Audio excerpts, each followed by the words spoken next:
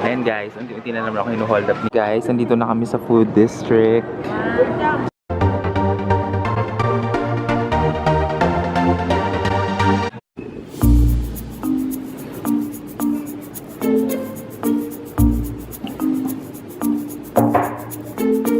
Hello guys, it's already Friday again and I'm gonna vlog. So, yun nga, yung nakita nyong clip kanina, yung nag-breakfast ako. Ang aga ko nagising like mga past 6 AM, pero ang ending nakatulog din ako and then nagising ako ng before 9 AM. Tapos ayun na nga, nag-breakfast ako. Then after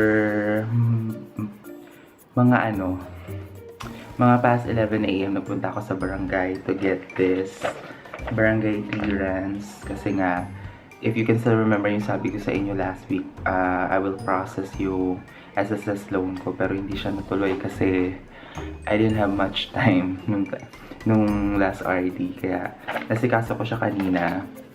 And then, update about my pag-ibig calamity loan. Diba, I got this nung Friday. So, I just got a text yesterday. Tapos ayun na nga, sinabi sa akin yung loanable amount. Sige, sasabihin ko, nasa 11K din siya, which is maganda. Although hindi siya ganun kalaki, at least yung mga ganung klaseng benefits, hindi na, okay na rin siya. And also, meron lang din akong konting pangit na experience kasi tumawag ako sa Pag-ibig call center and then medyo hindi maganda yung service na na-receive ko, pero good thing I was able to talk to a supervisor and then napabilis naman yung time frame naman na sinabi nila sa akin na within 72 hours is tama naman talaga. Yun nga lang, yung rep na unang nakasama ko medyo hindi masyadong okay yung service na binibigay niya. Anyways, basta the good thing is I already got the Pag-ibig calamity loan, and hopefully this yung para sa SSS calamity loan naman din, ipapaprocess ko na lang siya mismo sa office namin para walang hassle. So ayun nga. So if you're gonna ask bakit ako yung nag-asikaso ng Pag-ibig calamity loan ko, kasi diba, if you can remember, diba lahat ng bangko kasi ni-required nila na merong ganito. So, yung cash card ko kasi sa Pag-ibig na land bank pa, ano siya, lumang ATM siya. So, aside from hindi na sila land bank, BBP na rin kasi sila guys eh. Kaya, kailangan talaga ako mismo yung mag-process para maayos yung cash card ko and then okay na. Ayun lang. And then later, I'm gonna go to PGC kasi mag-Korean buffet kami nila pa ako kasama ng mga office mates niya. Yan lang. Sige, later.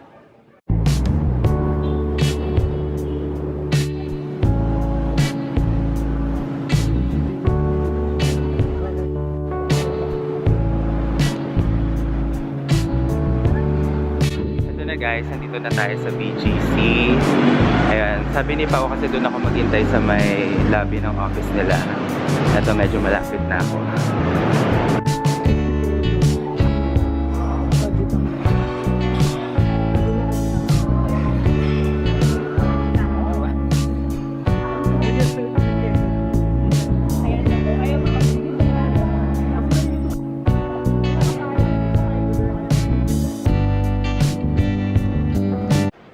Ayan na guys, nandito na ako sa bahay. Ba't kumakaway ako? Latang-latang mag-goodbye na. So hindi kami natuloy sa Sanggip Salamat kasi sobrang haba ng pila. Kaya kumain na lang kami sa Ipudo ba yun? O Ikorio something. Fukuoka. Basta ramen. So ang nagtantan tonkotsu ramen ako. Okay guys, I'll continue the vlog tomorrow. Sige. Oo nga eh.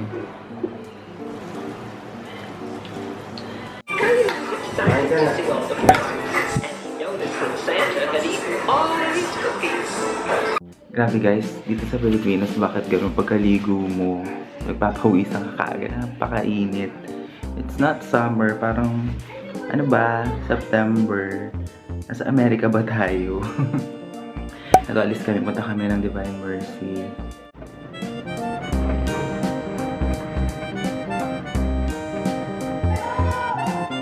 Guys, nandito na kami sa Divine Mercy. Kasama ko si Gwyneth lang. Masyadong fresh ang light.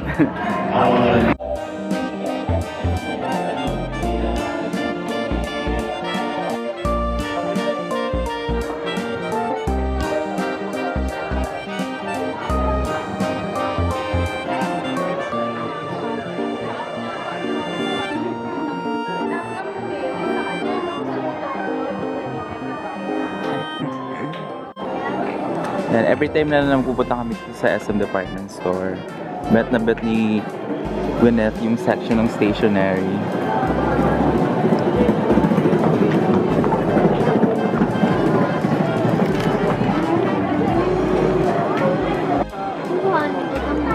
Grabe, ang mahal ang notebook ngayon, sobra.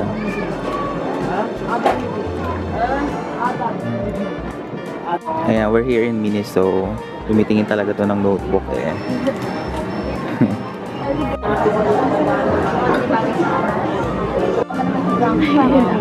Ano?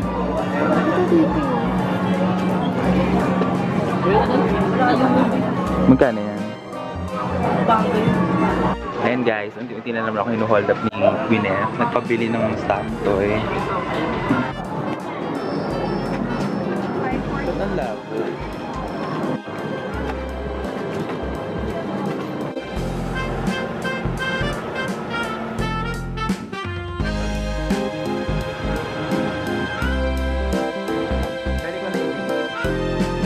Ayan guys, sa wakas, pinaksak yung aircon. Sorry, yung init. Ayan na, dalawang bags. Eto, tsaka to. Yun yung nilabahan namin right after. Umuwi muna kami dito ni Gwyneth sa bahay. Tapos and then, dumiretso na agad ako sa main laundry. Para, kasi wala na akong susunod talaga bukas guys. Kasi every 2 weeks akong hindi naglaba. So, I think magiging routine ko na talaga yung laundry shop na style. In fairness niya, mas mura 245. The last time kasi I paid like almost 500 for 2 cycles, including yung dryer, yung sa drying part. Anyways, hello guys, it's already Friday. Ayan, may vlog na naman ako. So, kanina, medyo hapon na guys. Late ako nag-start ng vlog kasi gusto ko muna lang magkaroon ng time for myself. Gusto ko muna walang ginagawa, kaya ayan, late na ako nag-start. So, unang kong gagawin, magpapagupit muna ako ng hair. Kay Randy, ang haba na ng hair ko eh. Oh. I'm back here sa bahay kasi hindi ako nakapag-vlog kanina kay Randy kasi grabe yung tawanan namin. Grabe. Kung nandun talaga kay Randy, sobrang enjoy ang moments. Bakit parang ang labo?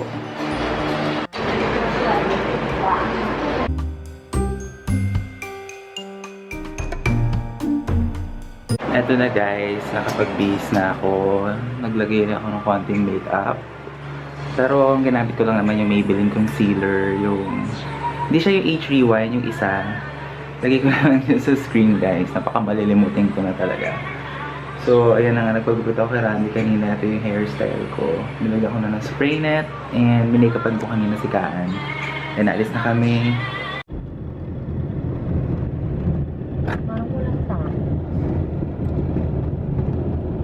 Aga pa eh.